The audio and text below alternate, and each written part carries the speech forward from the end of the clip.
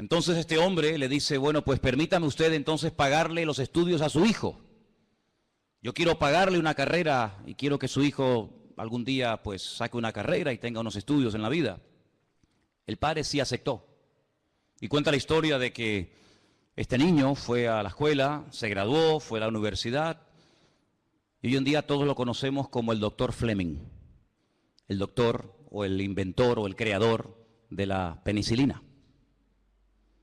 Pasaron los años y el hijo de este hombre que él había salvado cae enfermo. Y saben a quién llamaron, ¿verdad? Al doctor Fleming, que le salvó la vida. ¿Y saben quién era aquel niño que se estaba hundiendo, que por poco pierde la vida, que gracias a este Fleming pudo salvar la vida? Winston Churchill. ¿Qué les parece? Las vueltas que da la vida, ¿no? Las vueltas que da la vida. A veces hacemos cosas en la vida que no le damos como importancia, tanto en lo bueno como en lo malo. Decimos, eso no tiene importancia. Yo siempre digo que por encima de nosotros hay siempre un ojo que nos observa, un oído que nos oye y un Dios que lo sabe y lo conoce todo. Y cosas que a veces hacemos en el sentido negativo, que parece que nadie se ha enterado, que nadie se ha dado cuenta, siempre hay alguien que sabe lo que hemos hecho, en lo bueno y en lo malo. Y yo siempre digo que los pecados que Dios perdona son aquellos por los cuales pedimos perdón. Si no pedimos perdón por un pecado que hemos cometido, Dios no lo puede perdonar, porque Dios perdona aquello por lo cual pedimos perdón. Pero Dios también toma buena nota de aquellas cosas buenas que hacemos que a lo mejor no han sido vistas, no han sido reconocidas, nadie te ha dado las gracias, las has hecho y han quedado ahí como en puntos suspensivos, ¿verdad? Pero sin embargo Dios ha tomado buena nota de cada una de ellas. ¿Cuántos dicen amén? Si uno analiza objetivamente la vida del Señor Jesucristo, uno dice, Señor, tanto sacrificio, tantos milagros, tantas curaciones, ¿para qué? ¿Cómo te pagaron? ¿Cómo reaccionaron a la hora de la verdad todas aquellas personas que tú sanaste, que tú liberaste, que tú les cambiaste la vida? Bueno, sinceramente, al pie de la cruz no vemos a Lázaro, que vivía al lado. Betania de Jerusalén está como de aquí al barrio de la Salud, o menos. No estaban ni siquiera sus hermanas, aquellas que le habían suplicado, Señor, corre, date prisa, vente, que el que amas está enfermo. Allí no estaba María ni Marta. Oye, tampoco estaba aquel ciego que sanó en Jerusalén. No estoy hablando de uno que sanó en la otra punta del país, sino de aquel ciego que dice la Biblia que lo mandó al estanque de Siloé. Y dice que fue con barro en sus ojos y volvió viendo. Tampoco estaba. Bueno, por no estar, no estaban ni sus discípulos. No estaba Pedro, no estaba Santiago, no estaba Tomás, no estaba Mateo. No estaban sus discípulos, pero uno sí estaba. Sabemos quién es, ¿verdad? Juan. Y yo creo que hay detalles que en la vida marcan la diferencia. Lo que este agricultor hizo por aquel chico, que lo hizo desinteresadamente, sin esperar recibir recompensa alguna, fíjate la repercusión que tuvo en la historia, y fíjate a quién salvó, y a lo que llegó ese muchacho en la Segunda Guerra Mundial.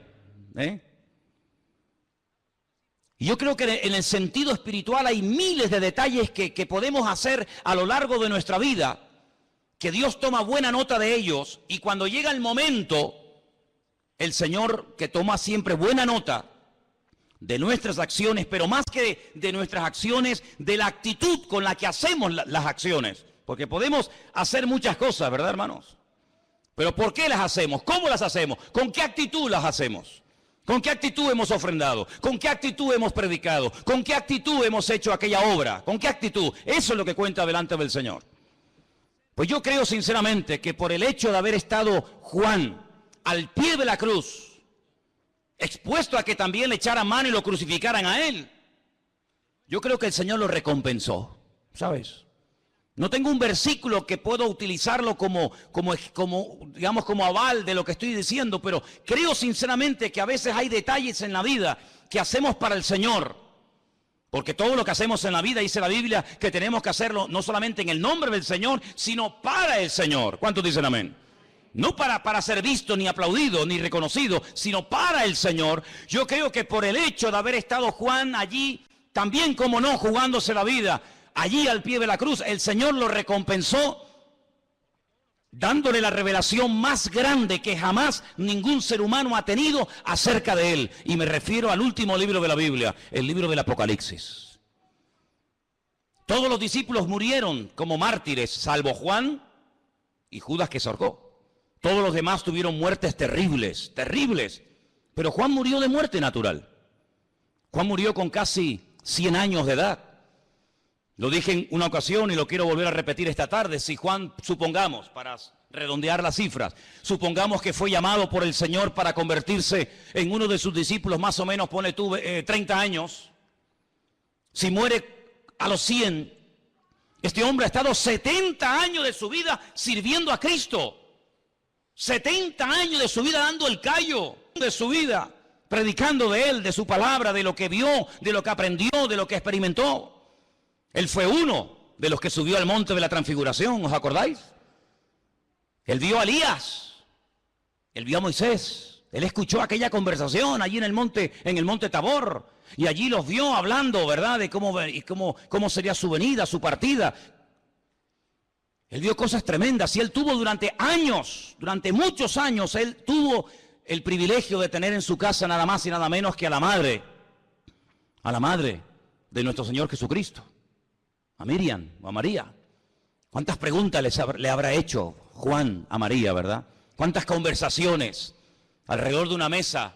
Oye, ¿y cómo era él de niño? ¿Y cómo hablaba? ¿Y cómo se comportaba? ¿Y qué te dijo verdaderamente Gabriel? ¿Cuántas conversaciones en tantos años habrá mantenido Juan con María y María con él, verdad? Pero Juan llegó a ser el hombre que vivió más cerca del corazón de Cristo. Así como David fue el hombre que vivió más cerca del corazón de Dios en lo que llamamos el Antiguo Testamento, en el Nuevo Testamento fue la persona que más profunda e íntimamente llegó a conocer al Señor. Yo también lo he dicho, esto que voy a decir ahora en otras ocasiones, pero siempre me ha llamado tremendamente la atención que la última vez que el Señor cena con sus discípulos, Él dice algo, vamos a decir, una especie de profecía, que se cumpliría al pie de la letra. Y es cuando Él dice, hay uno sentado alrededor de esta mesa conmigo que me va a entregar, que me va a traicionar. Todos los que estaban alrededor de esa mesa, salvo Juan, le hicieron al Señor la misma pregunta. Señor, ¿te refieres a mí? ¿Estás hablando de mí? Eso se lo preguntó Pedro, se lo preguntó Santiago, se lo preguntó Tomás, salvo Juan. Juan no le dijo, ¿seré yo, Señor? Sino Juan hace otra pregunta. Juan le dice, ¿quién es, Señor? ¿Quién es el que te va a traicionar? Porque yo no soy el que te voy a traicionar. Tenía una seguridad, una confianza, las ideas tan claras en aquel momento, que aunque él sabía que el Señor acababa de profetizar que alguien le iba a traicionar, que alguien le iba a vender, él sabía que él no tendría muchos defectos. De hecho, en cierta ocasión, el Señor lo apellidó a él y a su hermano, porque eran hermanos, Santiago y él, les dijo, hijos del trueno, bonarjes. Ese carácter fuerte, impetuoso que tenían en un principio, ¿verdad? Que el Señor lo fue moldeando y tratando hasta llegar a ser lo que llegó a ser. Pero él, a pesar de los muchos defectos que como cualquier ser humano podía haber llegado a tener en su vida, él sabía que él nunca iba a vender al Señor. Él nunca iba a traicionar al Señor. Por lo tanto, él le dice, Señor, ¿quién es? Y él fue el único que recibió por revelación directa del Señor quién era el traidor. Y le dijo, fíjate bien lo que voy a hacer. Al que yo le dé pan mojado en vino, ese es. Jesús moja pan en vino y le dice a Judas, Judas, toma. Lo que tengas que hacer, hijo, hazlo pronto. No lo retiene, no le dice, no, espérate un momentito, sino dice, date prisa, vamos a cumplir ya las profecías, date prisa. Así que Juan sabía perfectamente que el traidor no era ni Pedro, ni Santiago, ni él, sino que era Judas Iscariote. Y él fue allí al monte de la calavera y allí estuvo hasta el último momento y él dio testimonio de que Jesús en la cruz no se desmayó, no sufrió un desvanecimiento, sino que él murió. Dice, y mi testimonio es verdadero. Yo vi cuando le traspasaron el costado que salía agua y sangre. Y yo estaba allí al pie de la cruz. Él llegó a conocer al Señor de una forma tremenda. Sabemos que él fue una persona que el Señor lo utilizó a la hora también de escribir y de divulgar el Evangelio. El Evangelio según San Juan, ¿Quién no lo ha leído? ¿Hay alguien aquí que no ha leído todavía el Evangelio según San Juan? Pues no sabes lo que te estás perdiendo. Un evangelio precioso, ¿sí o no? Evangelio maravilloso. Empieza más o menos igual que el Génesis. Bereshit hayá, en el principio era la palabra, y la palabra era Dios. Y fíjate que su evangelio es un evangelio tan diferente a los demás, que cuando estudiamos los evangelios, al de Juan siempre se estudia aparte, porque las características que contiene el evangelio de Juan son totalmente diferentes a las que tiene Mateo, Marcos y Lucas.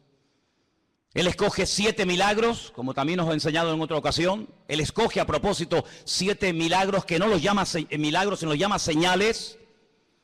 Y a través de esos 7 milagros o señales, él intenta presentar a Cristo de una forma variada, lo más completa posible, para que la gente se haga más o menos una idea de a quién adoramos, a quién servimos y quién era realmente el Señor.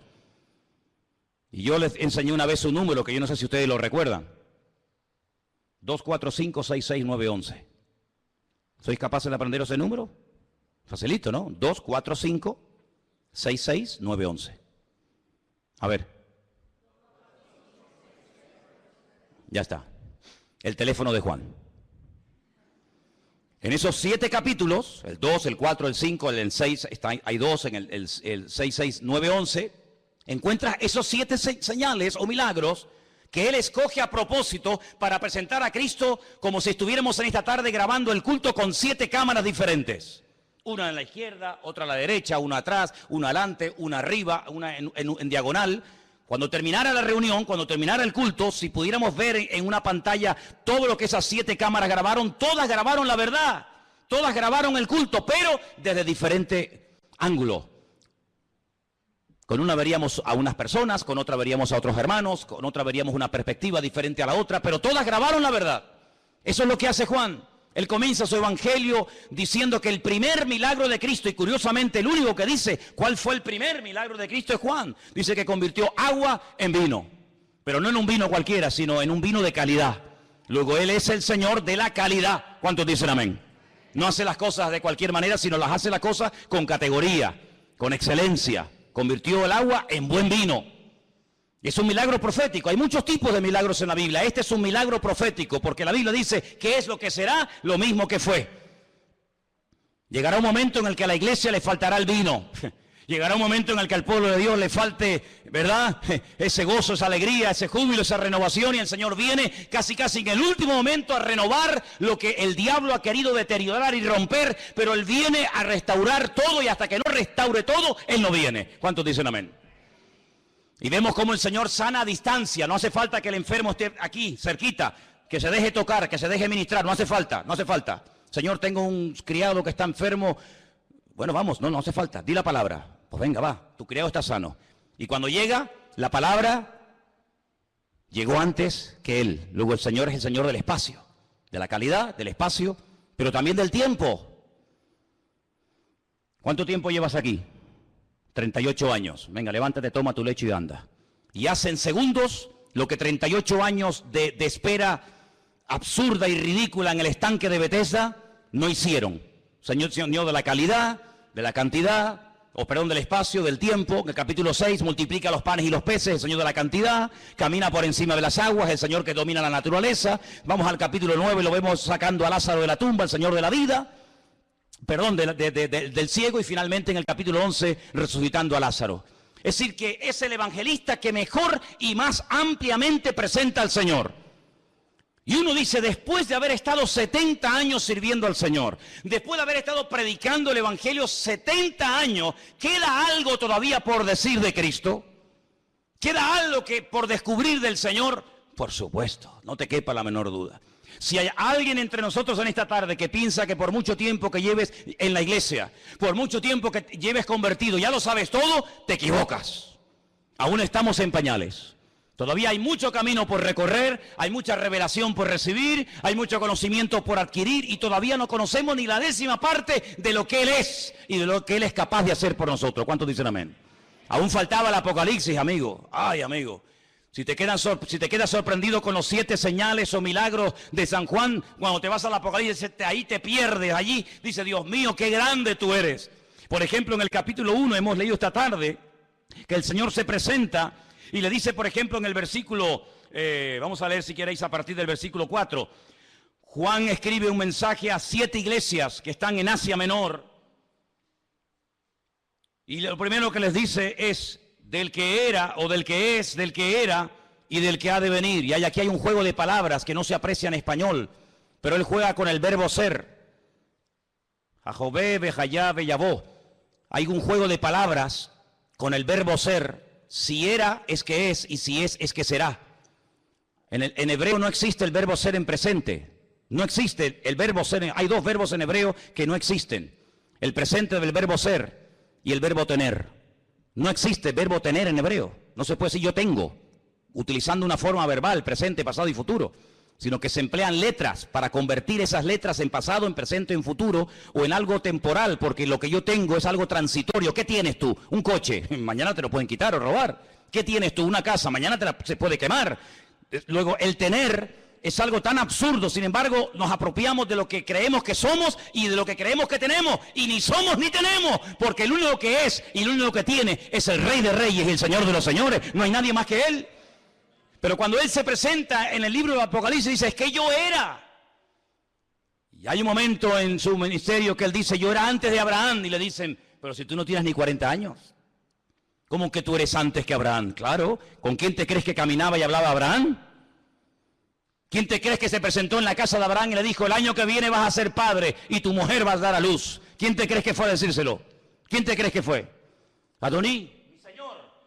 Abraham no se postraba ante nadie ni ante nada. Abraham era monoteísta, Abraham adoraba al Dios único y verdadero. Dice, cuando lo vio, salió corriendo, se postró ante él y lo llamó Adoní, mi señor. Qué honor tan grande recibir a mi señor en casa. Y entonces el Señor le comunica la próxima destrucción de Sodoma y Gomorra. ¿Con quién te crees que hablaba David? ¿Con quién te crees que hablaban los profetas del Antiguo Testamento? ¿Con quién te crees que hablaba Isaías y recibía revelación cuando relató su crucifixión? Es como si el Señor le dijera, mira, apunta ahí, escribe. Y le corre el velo del futuro y le dice, escribe cómo voy a ser crucificado, humillado, maltratado, crucificado, muerto, resucitado. Escríbelo. Es decir, Él ya era antes del principio de los tiempos, antes de Génesis 1 ya Él existía, porque Él es eterno. ¿Cuántos dicen amén? Como hombre, como persona, su naturaleza humana tuvo un principio, evidentemente. Pero como Dios, a Dios no lo ha creado nadie.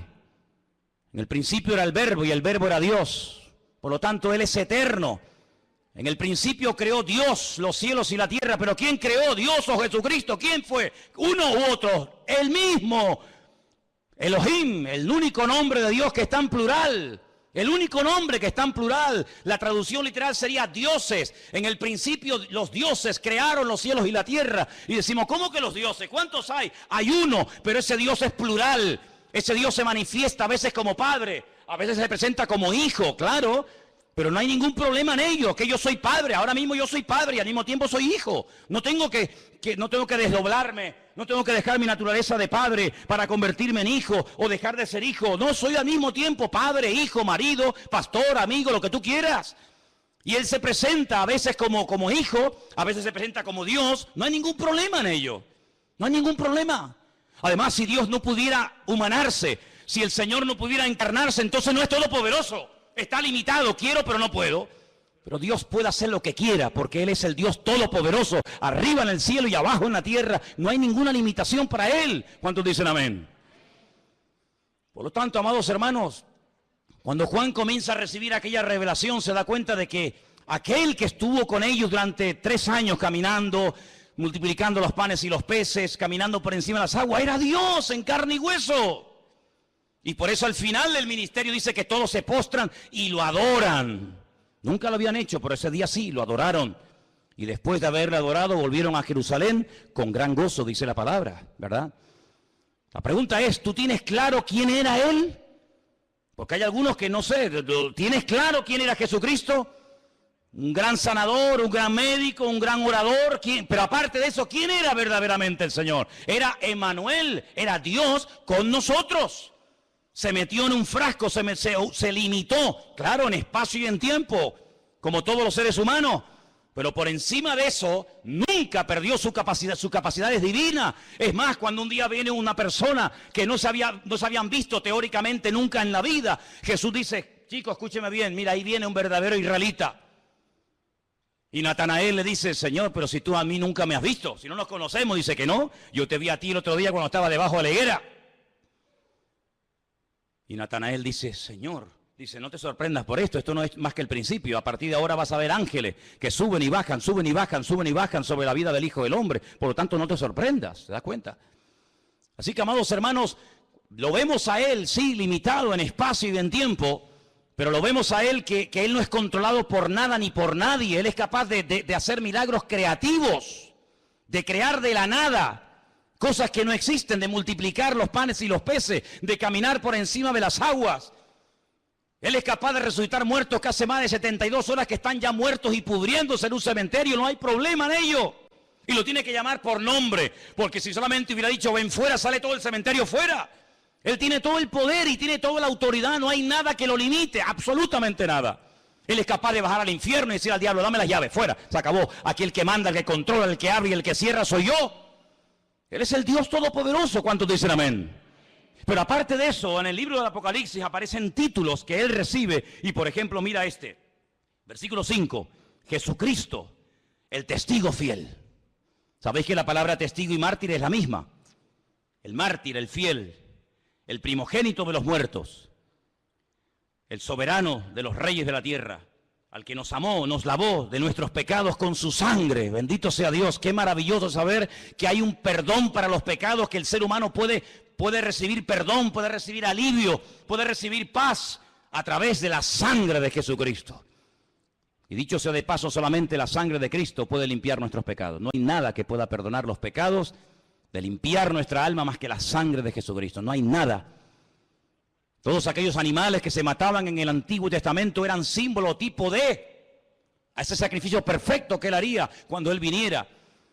Dice la Biblia en el libro de Hebreos, si aquellos animales limpiaran verdaderamente los pecados, ¿para qué tienen que ir todos los días, todas las semanas, todos los meses, toda la vida a presentar y matar, animales? Pero Él se presentó una vez y con ese sacrificio ya está, se acabó. Murió por los que habían muerto, murió por los que vivían y murió anticipadamente por los que aún no existían, pero sabía el Señor que necesitarían también redención en el futuro. Un sacrificio perfecto y una vez y para siempre. Y dice, y aparecerá por segunda vez sin relación en absoluto con el pecado, sino vendrá para otra cosa. Primero vendría como cordero para sufrir, para morir, para pagar el precio de nuestros pecados. Y la segunda vez vendría como un león, como rey triunfante y glorioso. Pero dice en el versículo 6, y nos hizo reyes y sacerdotes para Dios, su Padre. A Él sea la gloria e imperio por los siglos de los siglos. Amén. Ahora dice, he aquí que viene con las nubes. Todo ojo le verá. Y mira tú por dónde, ahora añade a esa frase de y todo ojo le verá, añade algo muy interesante. Dice, y los que le traspasaron.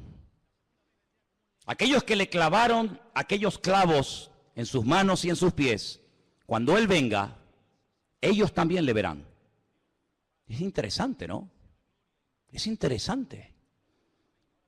Aquellos que le crucificaron y que le martirizaron también lo verán. Pilato volverá a presentarse delante de él, pero en esta vez al revés. No eres tú el que me juzgas a mí. Ahora soy yo el que te juzgo a ti. Y aquella pregunta que tú me hiciste hace 2000 años atrás, que no te contesté, ahora te la voy a contestar. ¿Y qué es la verdad? Y cuando Pilato lo vuelva a ver a él en persona, él mismo se responderá, la verdad eres tú, Señor. ¿Cuántos dicen amén? ¿Qué te parece? Y dice aquí, y todos los linajes de la tierra harán lamentación por él. Sí, sí, amén. Y ahora dice, yo soy el alfa y la omega. La alef y la taf, ¿no? Sería en hebreo. El principio y el fin, dice el Señor. Esta palabra, el Señor, no se tenía que haber traducido por Señor, porque la palabra Señor es Adonai. Pero el nombre que aparece es el nombre sagrado de Dios. Ese nombre que forman 4 letras, Yod, Hei, Bad, Hei, ¿verdad? Ese nombre se pronuncia Yahweh. Ese es el nombre que aparece en el texto. Es decir, que aquí está poniendo al mismo nivel, a la misma altura, al Dios creador, con su amado Hijo Jesús. Y dice, el que es, el que era y el que ha de venir. Y ahora aquí aparece un artículo, que es el artículo Él, y a continuación, Todopoderoso. Si usted lee, por ejemplo, el Nuevo Testamento en hebreo, esas dos últimas palabras, el Todopoderoso, en hebreo dice El Shaddai. Pero Él en hebreo no es el artículo. En hebreo solamente hay un artículo, no hay el, no hay la, hay uno solo. Se pronuncia Ja. Solamente hay uno. Así que en hebreo no dice Ha Shaddai, el Todopoderoso, sino dice El Shaddai. Él en hebreo significa Dios y Todopoderoso significa Shaddai. Es el único nombre de Dios que se puede hacer con la mano, porque tiene tres letras. Una letra que se llama Shin, una letra que se llama Dalet y una letra que se llama Yod. Shin, Dalet, Yod. Y se hace así. Este es el nombre de Dios. Shin, Dalet, Yod, Shaddai. Así que cuando Juan está recibiendo esta revelación, está recibiendo una revelación de Dios, del Dios El Shaddai, que generalmente se traduce por el Todopoderoso, pero que realmente la traducción exacta no es esa, sino es el todo suficiente, más que el todopoderoso. El todo suficiente significa que Él no necesita de nada ni de nadie para ser lo que es. Jesús dijo, ustedes separados de mí no sois nada. Es que yo soy catedrático. Ustedes separados de mí, para mí no eres nada. Eres un cero a la izquierda. Pero yo, sin ustedes, soy El Shaddai, soy el Dios Todopoderoso. Él no necesita ni de los ángeles, ni de los pastores, ni de la iglesia, ni de Israel, ni de la creación, ni de nada, ni de nadie para hacer lo que Él es, ni para hacer lo que Él hace. Porque Él es todo suficiente. Él no necesita materia prima para crear. Él es capaz de crear con el poder de su palabra. ¿Cuántos dicen amén? Es interesante que cuando Él crea al hombre, lo crea lo más parecido a lo que Él era. Pero hay atributos intrínsecos de Dios que no los transmite al hombre. Hay cosas que son de la naturaleza divina que nunca formaron parte de la naturaleza del hombre, en este caso de Adán. Y es el poder creativo. Dios no se lo confirió, Dios no le permitió al hombre tener poder con la palabra. Pero Dios sí, Dios crea con la palabra, sea la luz. Y la luz se produce. Esas palabras que Dios pronunciaba se cristalizaban, se materializaban, se hacían realidad cuando Dios las pronunciaba. Pero esa palabra que Dios pronunciaba se terminó escribiendo. Así que no solamente Dios hablaba y la palabra se materializaba, sino que esa palabra Dios permitió que se escribiera.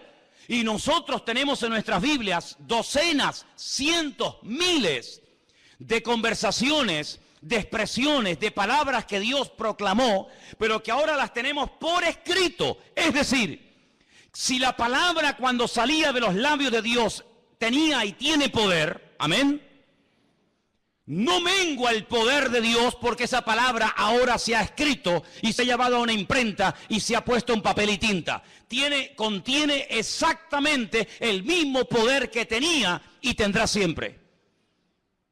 Lo cual quiere decir que si en un momento de necesidad, de enfermedad, de problemas, de crisis, de angustia o de lo que sea, nosotros como pueblo de Dios nos encontramos en una situación difícil, crítica, podemos echar mano a un poder que es el poder más grande que existe sobre la faz de la tierra, y es el poder de la palabra de nuestro Dios.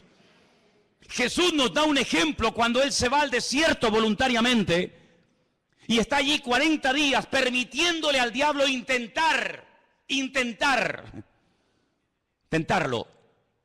Cuando Satanás venía con sus tentaciones y con sus propuestas y con sus ofertas, porque eso es una tentación, es una oferta. Yo te ofrezco algo mejor que lo que te ofrece tu Dios.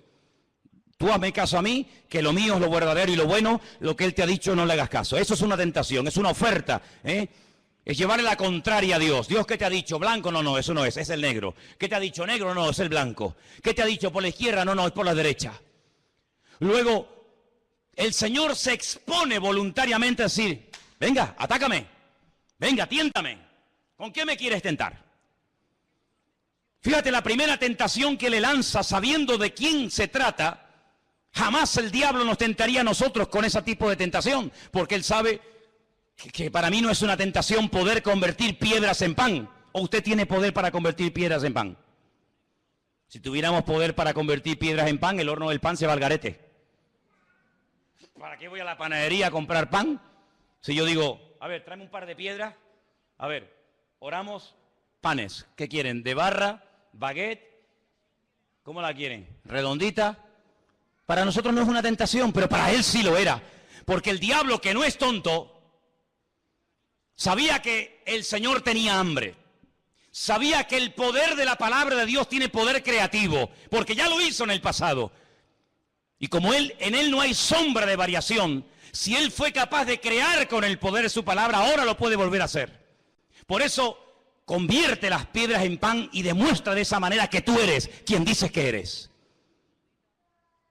Pero el Señor no entró al trapo, sino que el Señor utilizó su palabra, que es la espada del Espíritu, y le dijo, no solo de pan vivirá el hombre. Escrito está, no solo de pan vivirá el hombre.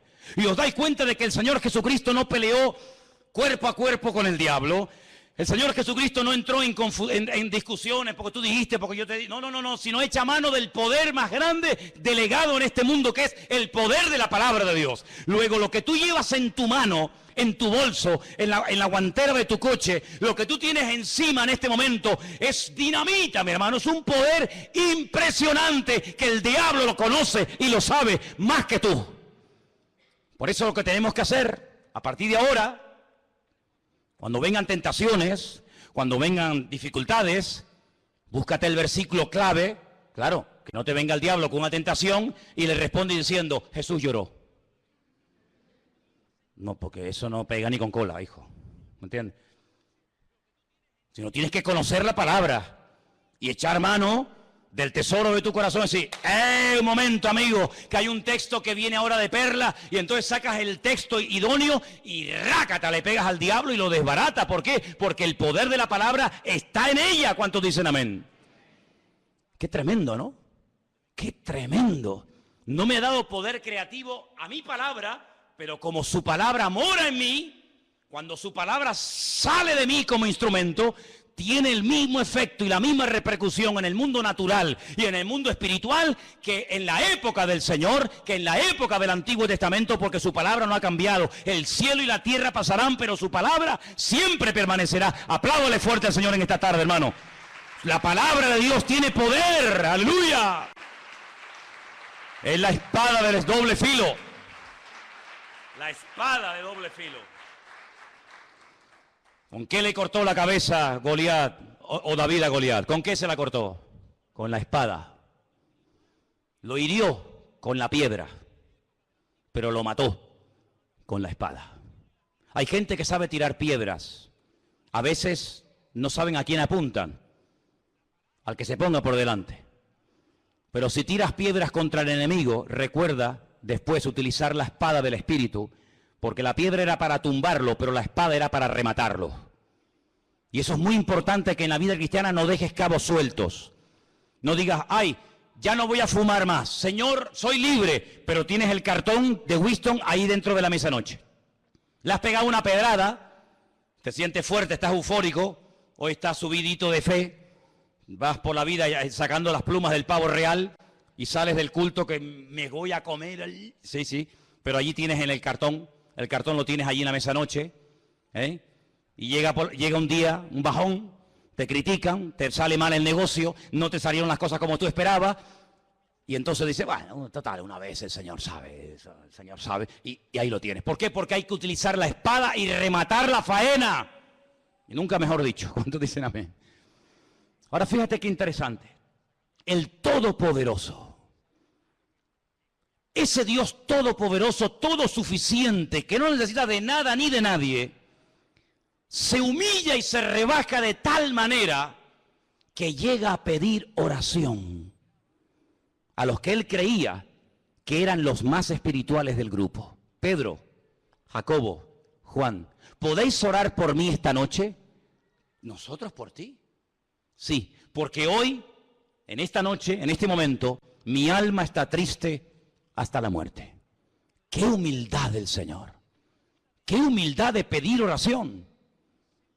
El infierno estará lleno de soberbios y de orgullosos que no quieren reconocer ni dar su brazo a torcer, que ya se pueden estar ahogando, ya se pueden estar hundiendo, pero siempre dan la imagen de que yo puedo y de que yo controlo. Sin embargo, el mismísimo Señor Jesucristo dijo, hoy pido oración. Hoy no voy a orar por los enfermos, hoy no voy a orar por ustedes, hoy les pido a ustedes que oren por mí. Y para entrar en Jerusalén pidió prestado un burro.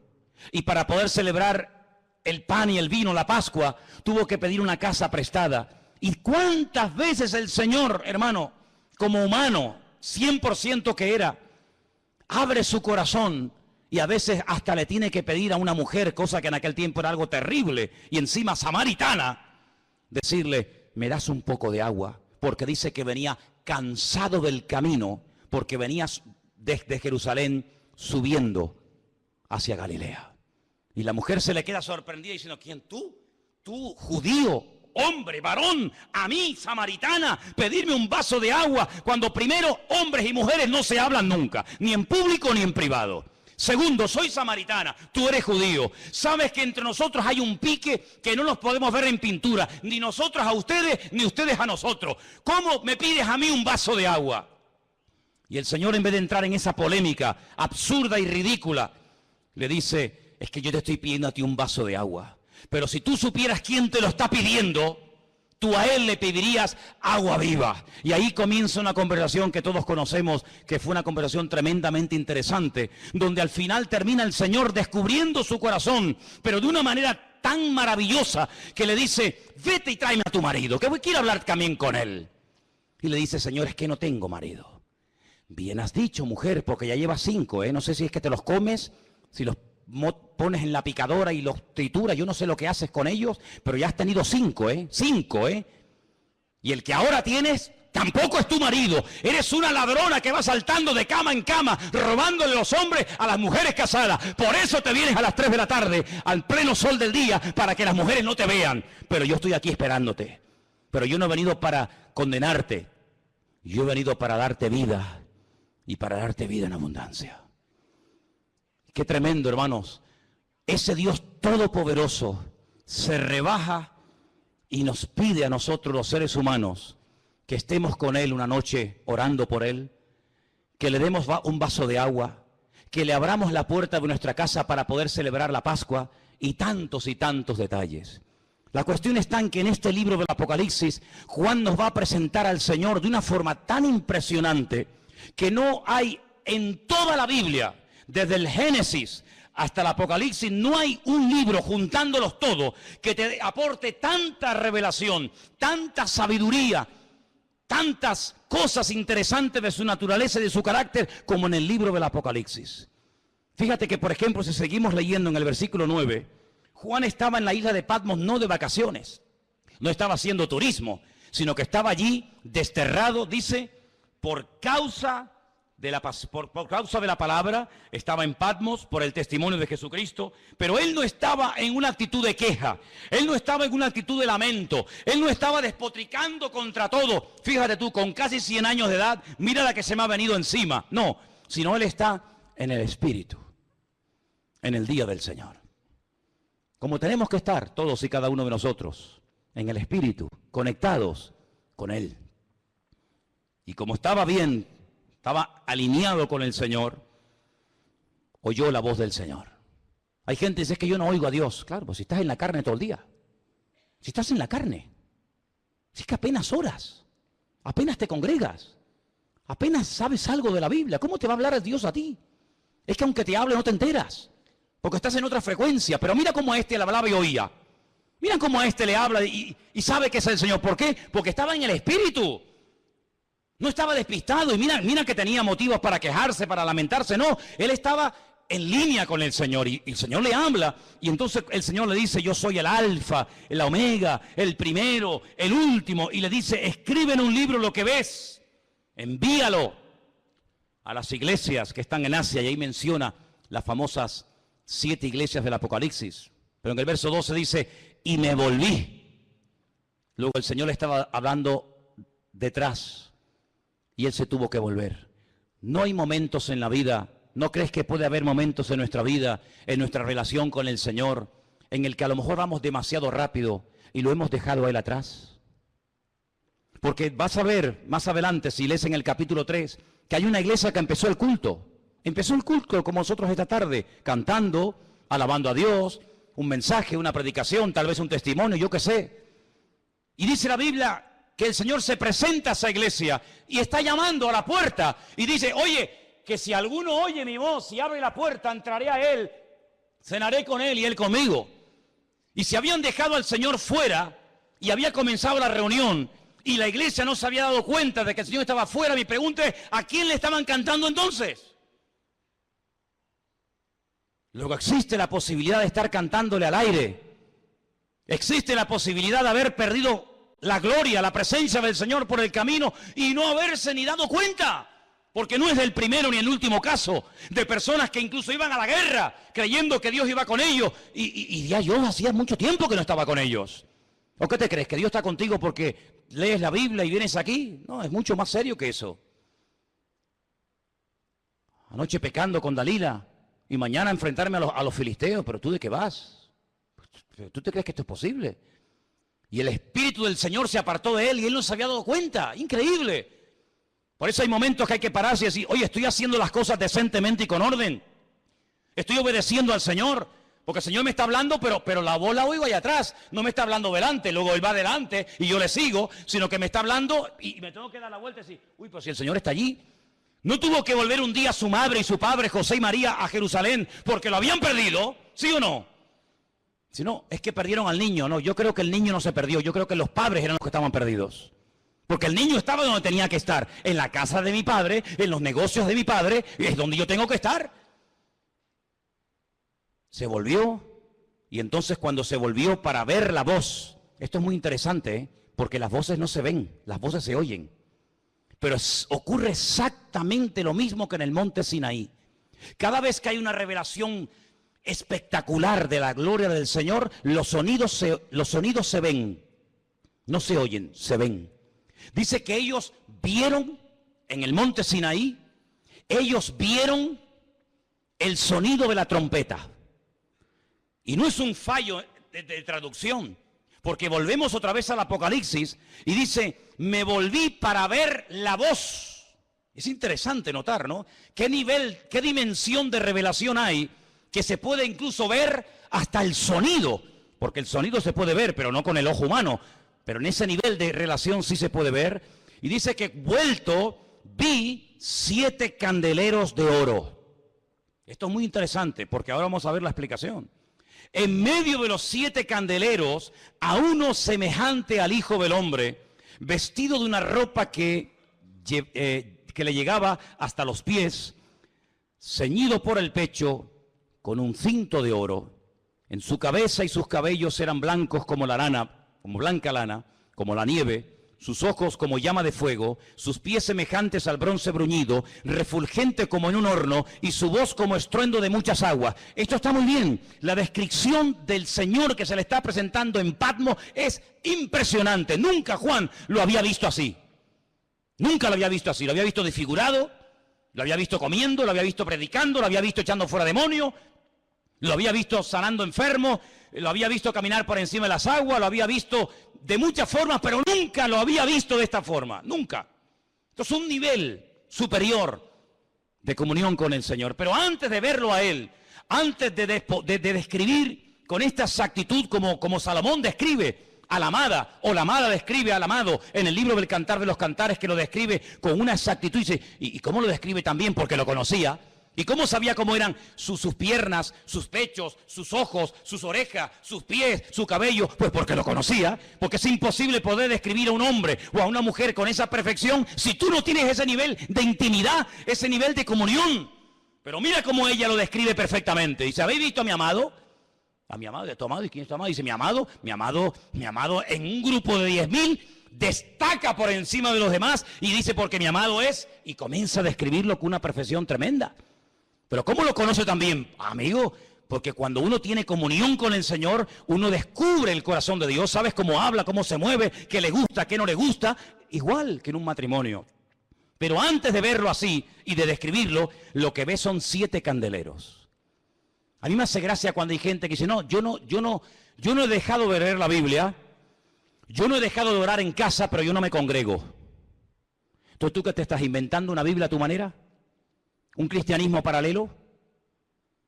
Porque lo primero que tuvo que ver Juan es a las iglesias. ¿Pero a cuáles? ¿Las más bonitas? ¿Las perfectas? No. Las iglesias donde había falsas profecías. Las iglesias donde había falsas doctrinas. Las iglesias donde había discrepancias los unos contra los otros. Las iglesias que decían, nos hemos enriquecido, de ninguna cosa tenemos necesidad. Y el Señor dice, ¿que no tenéis necesidad de nada? Si sois pobres, ciegos, desnudos y venturados, que no sabéis nada. Primero tienes que ver a mi pueblo, a mi cuerpo, a mis hijos, para después verme a mí. Hay muchos que quieren solamente tener una comunión con Él, pero dice la Biblia que si alguno dice que ama a Dios y aborrece a su hermano, tú eres un mentiroso. Y te lo digo así en la cara, tú eres un mentiroso. ¿Usted ama a Dios y no puedes ver a este en pintura? ¿Y no puedes ver a esta en pintura y cuando viene por aquí te haces el loco y vas por la otra calle para que no te vea? Usted es un mentiroso según la palabra de Dios. Porque dice que el que dice que ama a Dios y aborrece a su hermano es un homicida y es un mentiroso. ¿Por dónde empieza el amor a Dios? Si usted nunca ha visto a Dios, ¿sabe cómo es Dios? Usted nunca ha visto a Dios, nunca lo ha visto. Usted nunca ha oído la voz audible de Dios. Pero ¿dónde comienzo a descubrir a Dios? ¿Dónde comienzo a conocer al Señor? En el pueblo de Dios. Y cuando uno ve al pueblo de Dios, uno dice, pero Señor, es que tu pueblo no es perfecto. Claro, pero cuando tú conoces al pueblo de Dios, ¿sabes de quién te enamoras? ¿De quién? Cuando tú ves a los hermanos, cuando tú ves al pueblo de Dios, cuando tú ves el estado de las iglesias, ¿de quién te enamoras? Algunos dicen de los hermanos, ¿sí? No me digas, qué espiritual. Cuando yo veo a los hermanos y veo las iglesias y veo las congregaciones, yo me enamoro de Dios. Porque yo digo, qué grande eres tú, Señor. Que con lo malo que somos, con lo envidiosos y orgullosos y esto que somos, qué grande eres tú, Señor, para amar a este pueblo en el cual yo me siento parte, porque es imposible que si no es por un amor sobrenatural, es imposible que Dios nos ame, porque el que nosotros le amemos a Él es lógico y normal, lo decía anoche. ¿Quién no se va a enamorar de un Dios que cuando estás enfermo te sana? ¿Quién no se va a enamorar de un Dios que cuando caes te levantas? ¿Quién no se va a enamorar de un Dios que cuando te sientes solo te hace compañía? Es normal, pero ¿quién se va a enamorar de un pueblo como nosotros? Solamente Él. ¿Por qué? Porque Dios es amor. Dale ese fuerte aplauso al Señor en esta tarde, aleluya. Por eso cuando te veo a ti, me enamoro de Dios, aleluya. Bendito sea Dios, bendito sea Dios. Y dice aquí, cuando le vi, versículo 17, caí como muerto a sus pies. Caí como muerto a sus pies. Aquel que fue capaz de recostarse sobre el pecho del Señor, nivel de comunión y de intimidad alucinante, ahora le ve y no puede resistir la gloria, la presencia del Señor, y dice que cae como muerto a sus pies. Pero el Señor pone su diestra sobre mí y me dice, no temas, yo soy el primero y el último, el que vivo y estuve muerto, mas he aquí que vivo por los siglos de los siglos. Amén. Tengo las llaves, aleluya. Tengo las llaves de la muerte y del Hades. Escribe las cosas que has visto, las que son y las que han de ser después de estas. Y ahora le explica lo que vio al principio de la visión. El misterio o la explicación de las 7 estrellas que has visto en mi diestra y de los 7 candeleros de oro es el siguiente. Toma nota. Las 7 iglesias son los ángeles de las 7 iglesias y los 7 candeleros que has visto son las 7 iglesias a las cuales él les escribe en el libro Apocalipsis. Éfeso, Esmirna, Tiatira, Pérgamo, la Odisea, etcétera, etcétera. Por lo tanto, amados hermanos, estamos viviendo en unos tiempos en los que no podemos separar lo que es el pueblo del Señor del pueblo. No podemos crearnos un evangelio ni una Biblia diferente a la que tenemos. La vida cristiana no se ha diseñado por el Señor para vivirla independientemente los unos de los otros, sino el Señor nos ha diseñado como nos diseñó el cuerpo humano, en una interdependencia los miembros los unos de los otros tremendo. De tal manera que todos los miembros de nuestro cuerpo se necesitan los unos a los otros. Y hay de un miembro de nuestro cuerpo que por lo que sea, por enfermedad, por deterioro, por lo que sea, se enferma, se estropea, se enferma. Tenemos un problema tremendo. Porque no hay ningún miembro de nuestro cuerpo que haya sido creado para sustituir a otro. Por eso a veces hay que poner prótesis. Por eso a veces hay que poner trozos de vena o corazones, a veces hasta de plástico, y a veces hay que poner piernas y brazos. ¿Por qué? Porque el ser humano no es como un pulpo que pierde un brazo y a los 3 meses tiene otro, o como un lagarto que sale corriendo y deja la cola para que no lo mate y a las pocas semanas tiene otra cola. El ser humano no, lo que pierdes ya no lo puedes recuperar más. La única forma de poder recuperar el gozo perdido, la victoria perdida, la fe perdida, la unción perdida, es buscándola a Él, porque no te puedes regenerar a ti mismo. Y por eso, amados hermanos, tenemos que depender diariamente del Señor, porque nuestro amor, nuestra fe se agota, nuestra paciencia tiene un límite, nuestro conocimiento llega un momento que digo, Señor, yo ya no puedo meter más en la cabeza, ya no me cabe más. Pero el Señor dice, venid a mí, los que están cargados, los que están agobiados, trabajados, dice que yo lo primero que voy a hacer es hacerles descansar.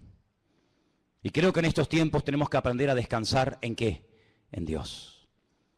Ahora en estas últimas semanas se está oyendo hablar mucho acerca de política. Habéis visto, ¿no? En los bares, en las familias, en las casas, incluso aquí hasta a veces en la iglesia, ¿no? Me escucho a gente hablando de política, y algunos tienen esperanzas de que, bueno, si ahora entra fulano o entra mengano, ¿sabéis una cosa? Yo no tengo esperanza, ni confianza, ni fe en ninguno. En ninguno. Maldito el hombre que confía en el hombre. Y algunos, como si le dieran comisión, ¿no?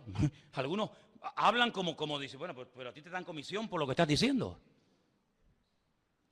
Si usaras la misma verborrea y el mismo entusiasmo para defender el Evangelio de Jesucristo como defiendes a fulano, a mengano, tendríamos que levantarte un altar o darte el premio Nobel, ¿no? Yo no defiendo a nadie. Porque todos mienten, porque todos van a lo suyo. Y porque al único que tenemos que adorar, honrar y agarrarnos fielmente, porque ese sí que promete y cumple, ese sí que promete y cumple, es el Señor de señores y el Rey de reyes.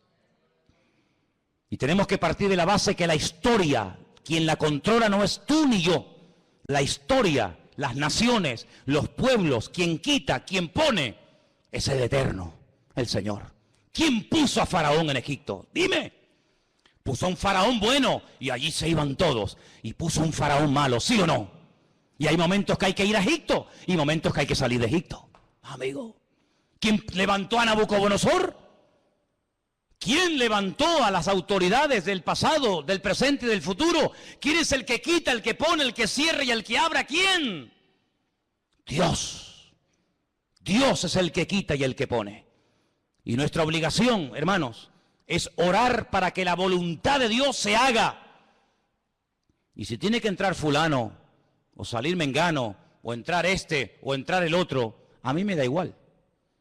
Porque yo sé en quién he creído.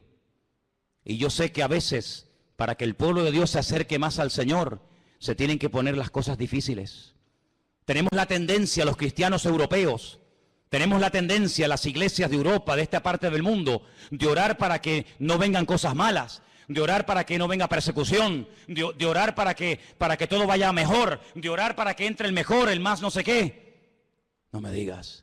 Y sin embargo tú analizas cómo está el nivel de la iglesia en otras partes del mundo y le ha pasado por encima a la iglesia de Europa.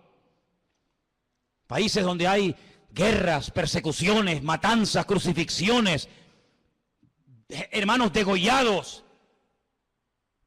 Y sin embargo no dejan de orar y de buscar al Señor.